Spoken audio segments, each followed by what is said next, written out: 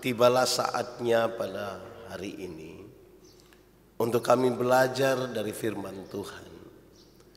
Buatlah kami bisa merendahkan diri di hadapan hadirat-Mu untuk mendengar, merenungkan, dan dimampukan untuk melakukan kehendak firman-Mu atas kami sekalian. Tuhan, tolong jauhkan semua penggoda pencobaan. Kami minta supaya Tuhan terus memberi arti firman-Mu di dalam hidup kami. Dan hari-hari hidup kami biar kami isi dengan apa yang kami renungkan dari firman-Mu. Terima kasih banyak ya Bapa, berkati kami semua. Kami rindu pada firman-Mu. Di dalam nama Yesus, firman yang hidup itu kami berdoa. Amin. Bapak Ibu Saudara-saudara, tema kita hari ini adalah berhikmat dalam iman. Gemit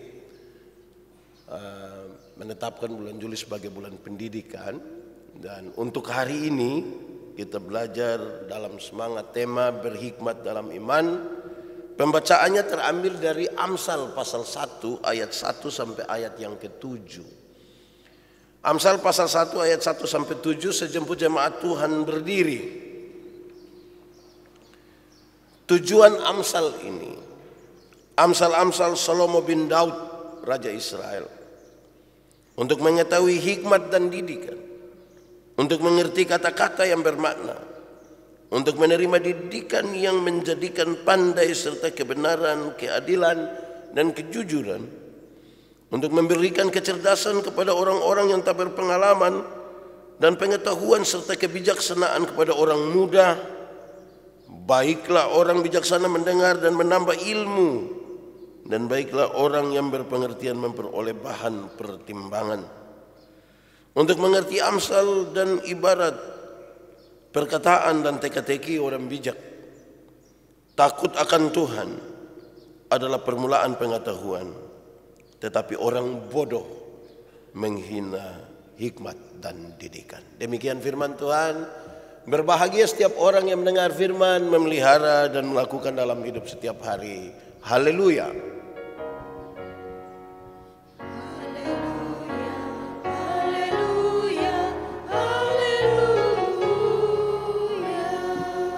Mari silakan duduk semuanya. Bapak Ibu Saudara-saudara, Shalom.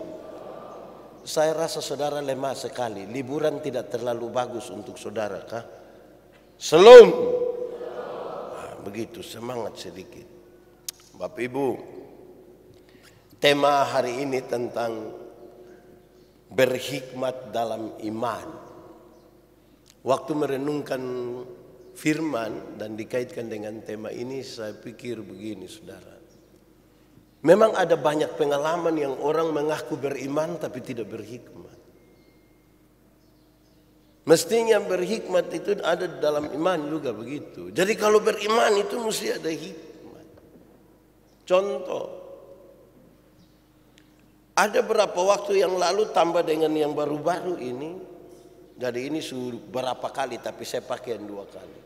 Ada yang bilang dunia nanti kiamat tahun berapa itu, 2000 berapa kok.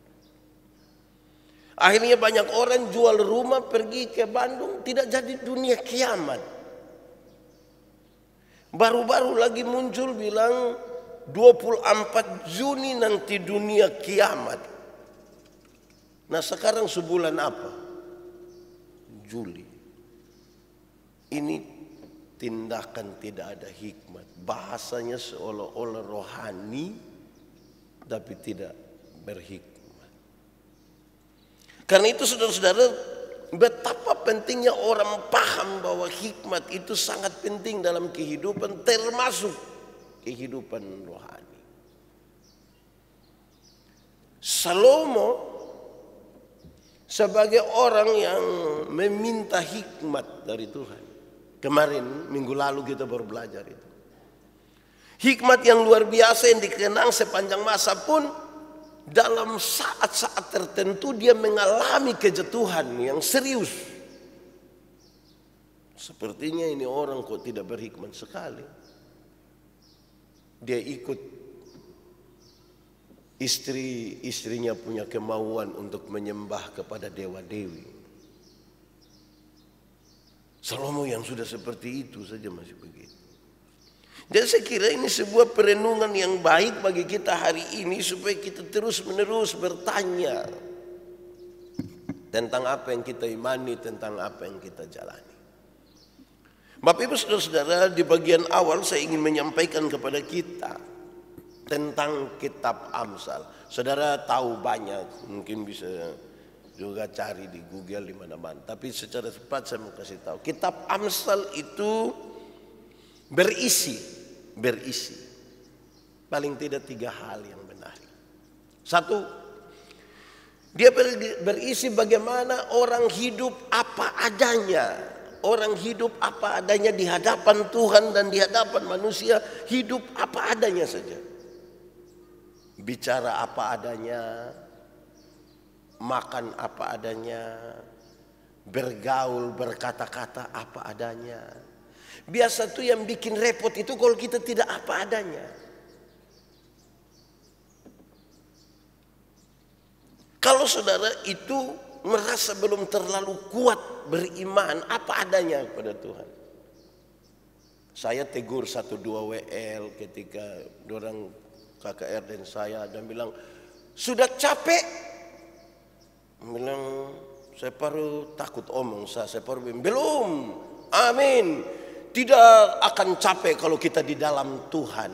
Omong kosong, saudara. Tetap capek. Coba saudara berdiri dari pagi jam 8 sampai jam 6 sore menyanyi-menyanyi. Jangan lelah. Bekerja saudara kira tidak capek. Hidup apa adanya itu lebih baik. Kalau uang 10.000 bisa beli sate kambing, apa adanya sate kambing. Tidak usah berusaha untuk potong kambing sendiri, kecuali kalau ada. Nah, itu apa adanya itu bagus sekali, itu realistis itu. Kalau saudara menyapa orang tiap hari ketemu yang shalom, apa kabar semuanya? Nah, itu bagus. Tidak usah dibuat-buat ya. Shalom. Apa kabar? Lama-lama saudara punya rahang itu akan kaku. Apa adanya. Amsal menolong kita. 2. Kitab Amsal itu berisi berbagai-bagai nasihat, berbagai-bagai hal berhikmat yang meruntuhkan ego dari tiap-tiap pembaca untuk bisa hidup secara bersama. Jadi dia punya nasihat, dia punya teguran, kata-kata berhikmat itu supaya yang ego-ego, yang egois, yang suka sombong, yang suka tinggi hati itu, dia meruntuhkan itu semua dan bisa hidup bersama-sama. Memang tidak enak kalau kita hidup bersama-sama dengan orang yang egois sekali, hidup bersama-sama dengan orang yang tinggi hati, hidup tidak bagus. Ini kitab maksud supaya kita bisa rendahkan diri, hidup bersama-sama, hidup. Amin toh? Saudara, jangankan orang tinggi hati, saudara.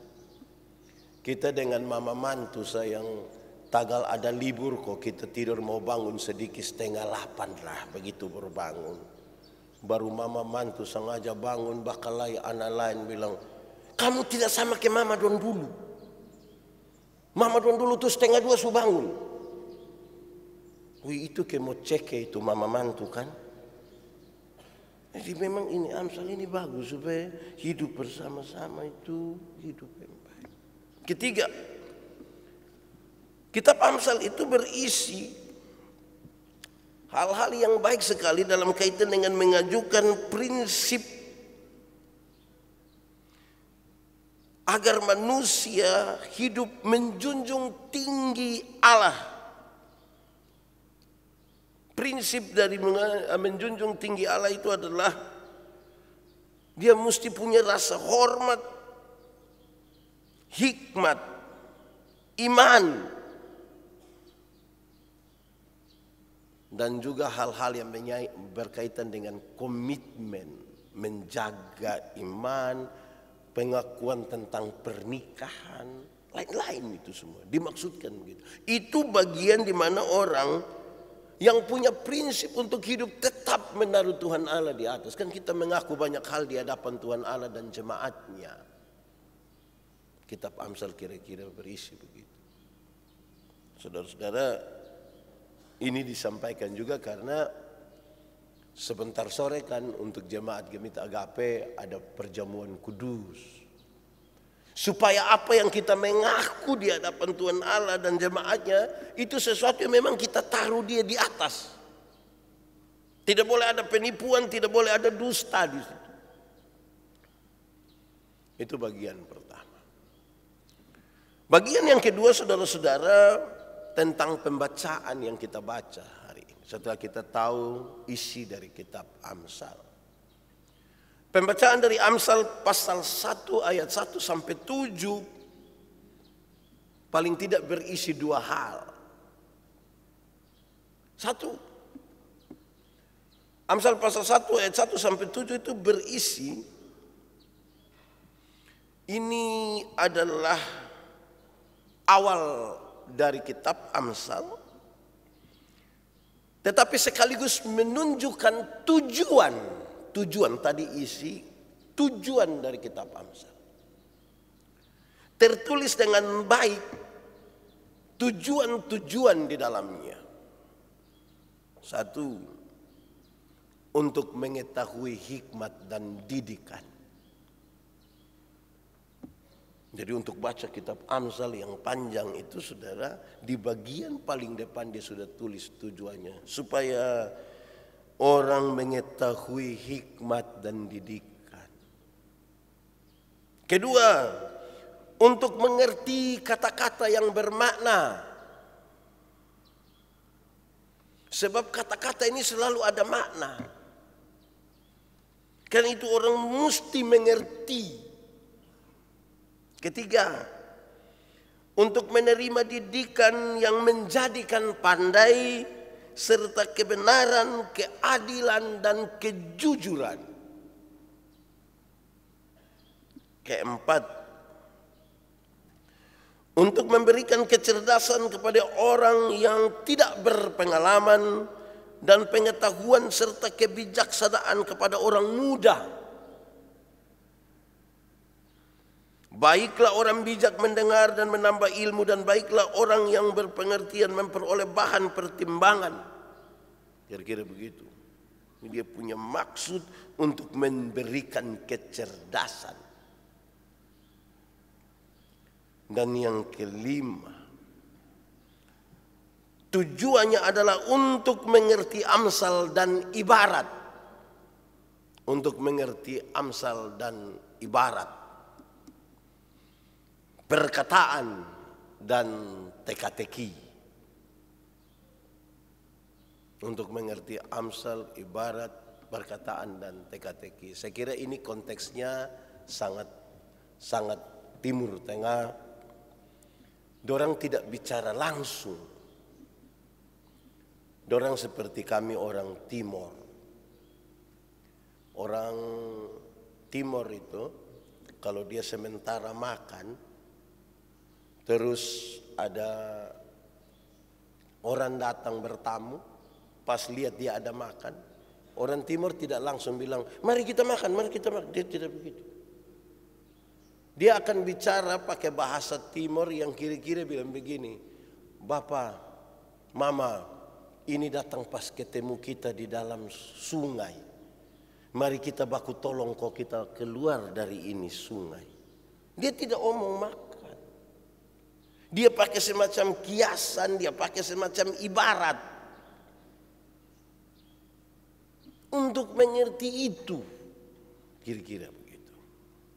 Bapak Ibu saudara-saudara, itu bagian pertama dari pembacaan di Amsal 1 ayat 1 sampai 7 berisi tujuan dari kitab Amsal. Tapi yang kedua saudara-saudara, dia berisi sebuah pernyataan yang saya kira kita hafal dengan baik dan kita kenang, yaitu takut akan Tuhan adalah permulaan pengetahuan. Untuk memperoleh ilmu pengetahuan, saudara-saudara, mestinya semua orang mesti memahami dengan baik bahwa pengetahuan sejati pertama-tama itu dimulai dari rasa hormat kepada Tuhan. Itu pengetahuan sejati. Saudara boleh pintar sekali. Saudara punya anak boleh ranking yang paling luar biasa, silakan. Tetapi dia tidak sejati kalau tidak ditempatkan pertama-tama pada hormat kepada Tuhan. Tidak. Permulaan pengetahuan adalah takut akan Tuhan. Jadi pertama-tama harus kita taruh baik-baik bahwa pengetahuan yang sejati itu mesti diletakkan pada rasa hormat dan takut kepada Allah. Takut kepada Tuhan. Kenapa? Karena kemudian orang-orang pintar yang berhikmat itu, yang beriman itu, akan memahami dengan baik bahwa dasar hikmat pada manusia adalah hikmat dari Allah. Dasar hikmat dari manusia adalah hikmat dari Allah. Supaya kita tidak mempertentangkan antara hikmat manusia dan hikmat Allah. Saya kira ini catatan yang paling baik bagi kita semua. Siapa tidak mau pintar? Siapa tidak mau dia punya anak itu berhasil, pintar? Kan semua orang mau. Tapi hari ini kita diingatkan dengan baik. Itu harus didasarkan akan takut kepada Tuhan, hormat kepada Tuhan. Saudara bayangkan kalau orang yang pintar sekali, kita punya anak saja, omong kita yang tua-tua kita sudah habis. Kita punya anak ini dia pintar sekali tapi dia pemalas gereja. Pintar sekali tapi tidak pernah pergi sekolah minggu. Itu nanti terakhir yang bertengkar itu dia pumama dia ipar. Karena nanti pas ada pertemuan keluarga, don dua duduk bercerita ini, ibu-ibu duduk cerita. Ini anak su bisa apa? Ini orang belum omong dia, beta anak tu su bisa bahasa Inggris, bahasa Cina, bahasa Jepang dan bahasa niki-niki. Tari balet su bisa semua. Aduh beta pu anak belum bisa. Oh kelihatan lupa anak ini bodok. Mungkin kamu keturunan orang bodok semua. Jadi kalau tidak diletakkan di atas dasar hormat kepada Tuhan itu repot saudara. Repot. Saya juga mau bilang pada saudara bahwa hidup ini berubah. Ada waktu di mana saya berkhotbah tentang berpikir positif. Kenapa orang berpikir positif? Salah satunya adalah manusia berpotensi berubah. Orang bodoh bisa jadi pintar, orang pintar bisa jadi bodoh. Saya pakai contoh begini. Sekarang ini ada banyak grup toh, grup alumni universitas. Apalah begitu. Grup alumni fakultas, grup alumni SMA, sampai sekarang ini alumni TK juga ada di grup. Terus ada yang kasih di grup foto dari seseorang. Terus ada yang bilang selamat ya, selamat ya, selamat ya. Yang satu lihat-lihat, siapa ini? Dia tanya dia yang muat, dia japri dia tanya, kamu selamat apa itu? Kita pun teman ini sekarang dia sudah jadi sekda. Teman yang mana? Yang itu yang mana ya? Yang itu. Oh, yang bodok-bodok itu hari itu. Yang saya tolak-tolak di dia pun testai. Saya mau tanya saudara dulu. Yang bodok-bodok itu hari dia berpotensi jadi pintar kok tidak? Berpotensi itu. Coba yang ranking hanya tagal dia mama itu hari guru di itu sekolah. Menurut saudara dia ada berpotensi jadi bodoh kembali kok tidak? Bodoh. Ya memang Apa mesti taruh di atas ini? Hormat akan Tuhan. Harus. Apalagi saudara mesti tahu bahwa pintar itu terbatas. Kalau kita tidak taruh di Tuhan, pintar itu terbatas. Makanya orang bisa kejar kepintaran. Bodoh itu yang tidak ada batas. Dia meleleh sebegini. Jadi di Kupang ini orang kalau omong lihat orang sudah terlalu bodoh, dia bilang, kalau bodoh ukur-ukur. Bagi-bagi itu bodoh separuh di kiri, separuh di kanan. Kira-kira begitu. Baik, saudara-saudara mari kita belajar. Lalu apa maksud ini semua berkaitan dengan tema kita hari ini. Tema kita adalah berhikmat dalam iman. Satu, orang yang berhikmat dalam iman itu tidak pintar untuk dirinya sendiri. Dia tidak pintar untuk dirinya sendiri. Dia mesti belajar begitu rupa menjadi pintar, tapi kemudian dia menjadi berkat bagi orang lain. Jangan berusaha untuk menjadi pintar bagi diri sendiri. Jadi diletakkan di atas hormat akan Tuhan, takut akan Tuhan. Terus saudara menjadi pintar, itu langkah kedua. Langkah ketiganya saudara harus menjadi berkat bagi orang lain. Itu baru berhikmat di dalam iman. Saudara mesti paham dengan baik bahwa yang bisa rakit bom itu orang pintar. Tidak ada orang yang bodoh sekali yang bisa rakit bom. Pintar. Tapi kalau kemudian itu rakitan bom itu dia pakai untuk menghancurkan, nah itu yang dipenaman tidak berhikmat. Tidak berhikmat. Kalau saudara ingin jadi berkat bagi orang lain, saudara-saudara, memang pakai ini kepintaran, tapi mesti hati-hati ya, karena pakai ini kepintaran ini juga kadang-kadang kelihatan dia jadi berkat, tapi bisa jadi masalah juga bagi orang lain.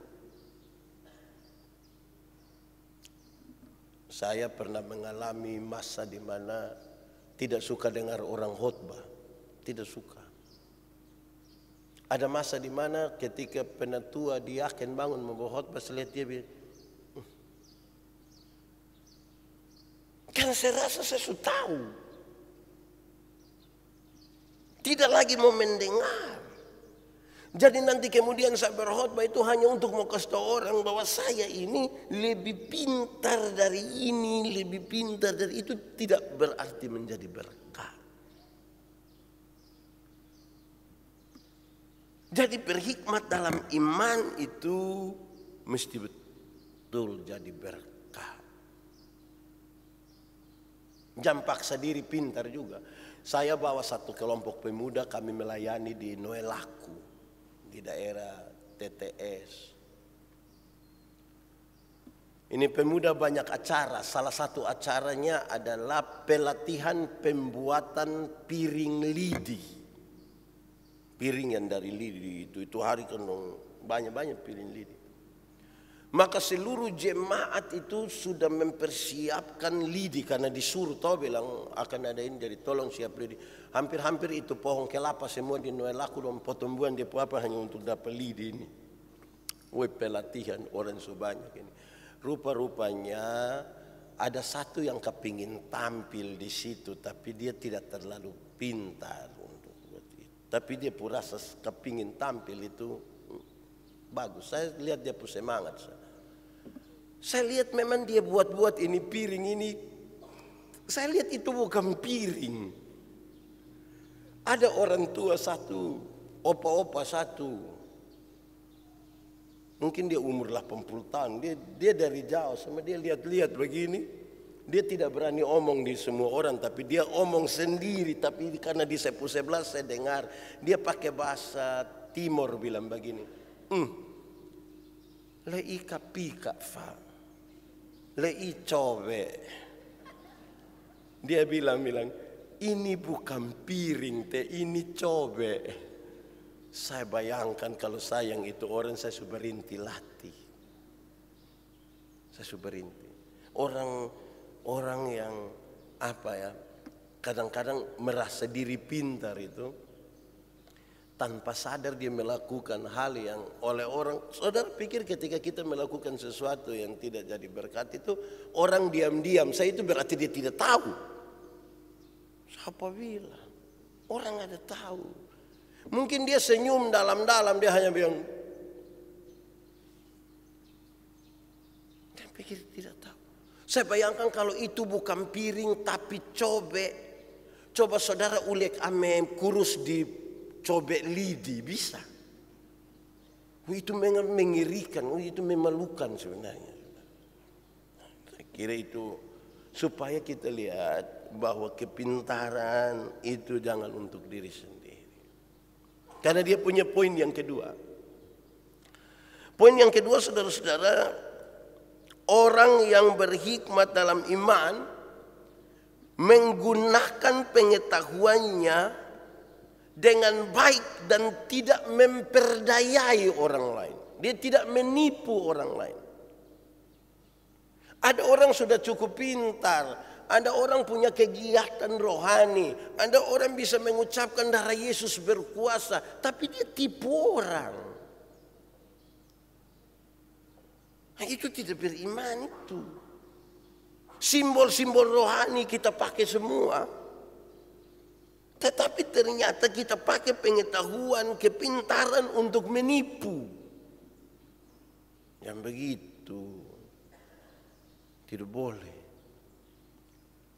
Tuhan tidak mau, dia kasih kita sedikit kepintaran ini. Bukan untuk tipu-tipu orang.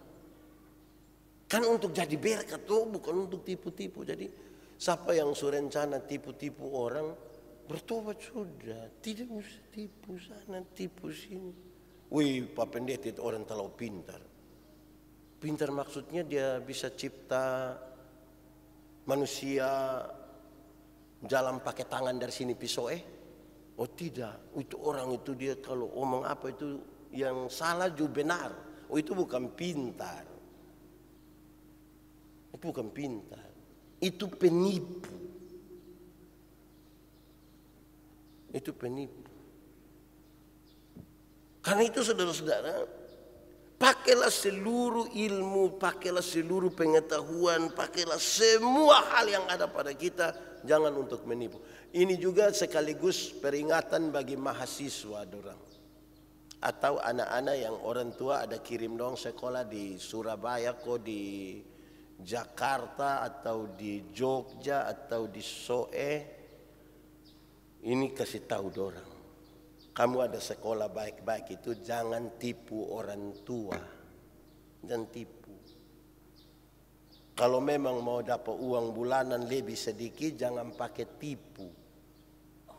Saya pernah marah ada anak satu saudara, saya marah dia ini karena orang tua ini kan bukan orang sekolah, petani.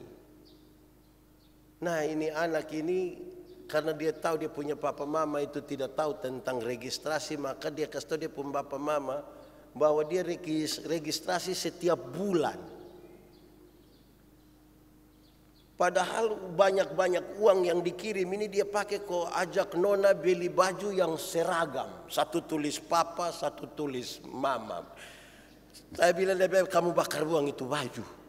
Saya yakin kamu dua tidak akan jadi papa, mama, papi, mimi itu tidak jadi. Dan memang dua tidak jadi. Karena tipu orang tua. Itu orang tua sampai utang-utang jual buang semua sampai tinggal tanah saja. Tidak bisa begitu. Orang tua kirim pi sekolah itu tambah pintar, angka orang tua pun derajat, orang tua pulang itu senang karena su wisuda toh dong bikin syukuran toh. Nah, bukan untuk tipu-tipu. Bayangkan saudara, kami di kampung itu kalau syukuran itu lama. Saya biasa nasihat dorang bilang, pakai ilmu ini baik-baik karena waktu kamu syukuran itu bahkan babi yang tidak tahu mati, yang tidak tahu apa-apa saya ikut mati gara-gara kamu syukuran. Nah kasihan keluarga babi todong sudah korban lah baru saudara pakai ini apa untuk tipu sana, tipu sini. Aduh, tidak boleh begitu, itu tidak baik itu. Kepintaran, hikmat, Tuhan kasih itu tidak untuk tipu, tidak untuk tipu. Tidak boleh. Ketiga, orang berhikmat dalam iman itu tidak pernah berhenti belajar. Tidak pernah berhenti belajar. Kenapa tidak pernah berhenti belajar? Biasa di mana-mana orang bilang bahwa sekolah itu ada batasnya, tapi belajar itu tidak ada batasnya. Belajar itu perubahan tingkah laku dari tidak tahu menjadi tahu, dari tidak bisa menjadi bisa. Mesti terus belajar. Ini nasihat bagi kita orang-orang tua ini. Kita tua ini kadang-kadang kita tidak mau belajar lagi. Padahal zaman lagi berubah ini, zaman lagi berubah. Saya ingat saya masih kecil ke yang ini anak dong ini yang Mawar Saron ini. Kita nonton film itu, film kartun itu orang beromong hanya lihat di jam tangan. Go, go. Itu berapa puluh tahun lalu. Sekarang memang betul-betul itu dulu film kartun. Sekarang memang orang bisa beromong tuh video call. Jadi kalau kita berhenti belajar tidak bisa, mesti belajar. Orang kalau berhenti belajar itu dia kira dia sudah tahu semua. Di dunia ini nih saudara, orang yang pintar sekali itu aman, bodoh sekali itu aman. Yang parah itu yang tahu-tahu sepotong. Yang tahu-tahu sepotong dia bikin rusakin dunia. Kan dia kira dia sudah tahu semua. Mesti terus belajar, terus belajar, terus. Karena dunia ini lagi maju. Saudara lihat, waktu tentang ketakutan saya bilang, ketika kita ada ketakutan, waktu Tuhan bilang jangan takut, dia tidak suruh kita untuk bilang kamu akan kehilangan rasa takut, bukan. Dia menyertai kita. Saya biasa pakai contoh kalau kita pergi pertama kali di Ramayana, waktu Ramayana baru ada kok ada itu tangga berjalan itu nama apa lah itu apa itu? Nah, eskalator tuh. Kita bawa tanta don dari kampung kau datang kita bilang tanta naik, tanta lalu ketika tanta tidak mau naik kita bikin apa? Pertama kan kita kasih contoh toh kita bilang begini tanta, tanta biar lebih baik saya naik tangga, saya naik. Dia sudah tidak mau daripada kepala sakit, pegang dia put tangan, tarik naik, baru dia kaget. Langsung kita bilang, itu tuh tanta, aman tuh, dia bilang aman. Kalau begitu kamu belanja biar tanta naik turun sendiri, sudah tanta naik turun sendiri. Jadi terus belajar. Akhirnya kita tidak tahu tanta keluar sendiri pergi di mall, dia naik sendiri baru suruh orang bikin video kirim ke rumah dengan muat di grup keluarga. Kan dia sudah maju satu langkah. Jadi kita yang tua-tua juga belajar juga. Saya bawa materi di Bali tanggal 15 kemarin. Saya bilang begini, hei orang-orang tua, orang kita bertobat sedikit dulu. Berpuluh-puluh tahun anak-anak muda itu dorang dengan rendah hati dengar kita dengan gaya menyanyi zaman 70. Ku berbahagia. Coba hari ini coba kita rendah hati sedikit, kita belajar dari dorang yang muda yang menyanyi dengan sangat semangat. Ku berbahagia, yakin teguh, pom pom pom pom. Kita coba belajar dari dorang. Jadi jangan berhenti belajar. Belajar terus. Tapi yang orang-orang tua saya sarankan jangan belajar main game. Tidak usah belajar main apalah yang batembak kau bilang ada musuh di belakang sembunyi. Itu jangan, orang tua tidak usah main begitu. Ini sukalah ini barang ini, belajar lain. Teruslah mengembangkan diri. Belajarlah terus. Keempat, Orang berhikmat dalam iman menyadari. Berhikmat dalam iman itu menyadari bahwa karakter adalah hasil dari perjumpaan akal dan rasa. Itu karakter. Tuhan Allah kasih kita otak, Tuhan Allah kasih kita perasaan. Saudara pasti ingat ketika saya bilang perjumpaan akal dan rasa itu membentuk karakter manusia. Hidup tidak bisa hanya pakai otak punya mau, penyeimbangnya harus perasaan. Hidup juga tidak bisa pakai perasaan saja, harus penyeimbangnya rasa. Itu berkarakter. Saudara tahu kenapa Kain tega sekali membunuh adiknya Habel? Karena akal dan perasaan sudah tidak lagi berimbang. Akal dan perasaan sudah tidak lagi berimbang. Dia sudah tidak peduli ini mau saudara kandung kok bukan kok. Dia sudah tidak peduli karena otak dan perasaan. Berhikmat dalam iman itu dia mempertaruhkan ini.